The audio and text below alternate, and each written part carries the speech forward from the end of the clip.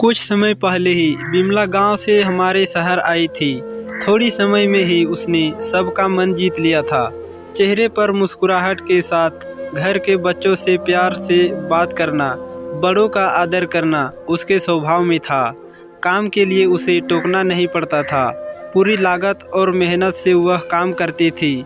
लेकिन जो बात सबको अच्छी नहीं लगती थी वह थी अपने साथ 9 बरस की बेटी करीना को काम पर साथ साथ लिए फिरना। पढ़ने लिखने की उम्र में लोगों के जूठे बर्तन साफ करने में अपनी मदद करीना से करवाकर शायद वह सबको अनायास ही बाल मजदूरी कानून के उल्लंघन के अपराध में झोंक रही थी। सबने बिमला को कई बार कहा था कि वह करीना को अपने साथ नहीं लाए तथा पढ़ने के लिए स्कूल भेजे, लेकिन वह हर बार मुस्कुराकर बात को टाल देती। कहती क्या करेगी पढ़कर, अभी से काम करेगी तो माहिर हो जाएगी। हमने भी तो ऐसे ही शुरुआत की थी। एक दिन सुबह से ही कॉलोनी में गर्मा गर्मी का माहौल बना हुआ था। रोज की तरह अभी महिलाएं बातचीत करने के लिए जमा थी, लेकिन चर्चा का विषय आज कुछ अलग था। यूँ अक्सर हंसी मजाक सुख दुख की बातों में समय कटता था। बड़ा अच्छा वातावरण था कॉलोनी का, लेकिन आज सब कुछ चिंतित से दिखाई दे रहे थे। पड़ोस की अन्नू स्कूल जाते जाते हर घर में खबर पहुंचाने आई थी कि आज बिमला आंटी काम करने नहीं आएगी। उनकी बेटी करीना बीमार हो गई है। हमारे यहाँ उनका फ़ोन आया था। थोड़ी देर बातचीत के पश्चात सभी महिलाएं अपने अपने घर का कामकाज निपटाने चली गई। उधर बिमला करीना को लेकर अस्पताल पहुंच गई थी।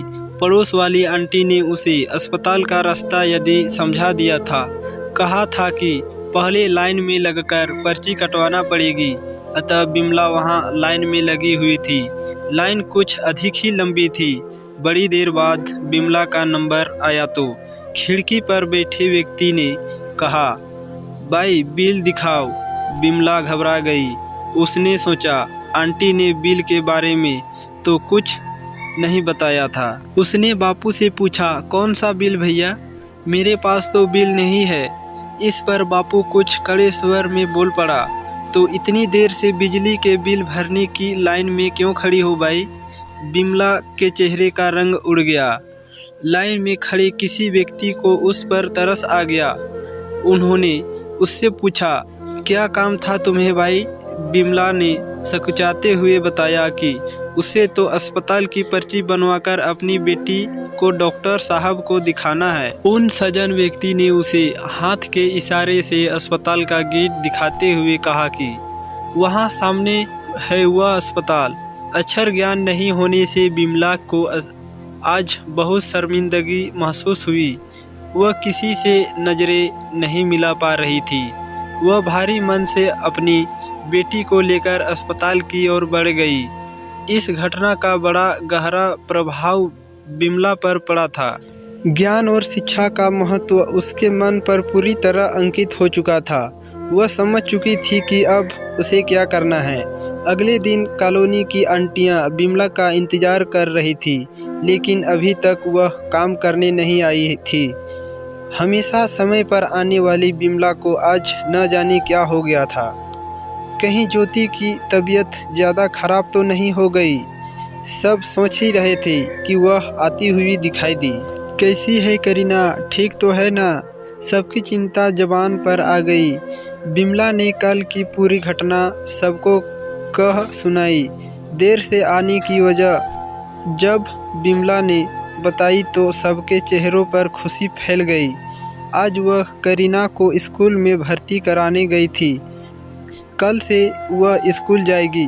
फिर क्या था, कोई स्कूल बैग अपनी तरफ से देने का कह रहा था तो कोई यूनिफॉर्म में खर्च उठाने को तैयार था।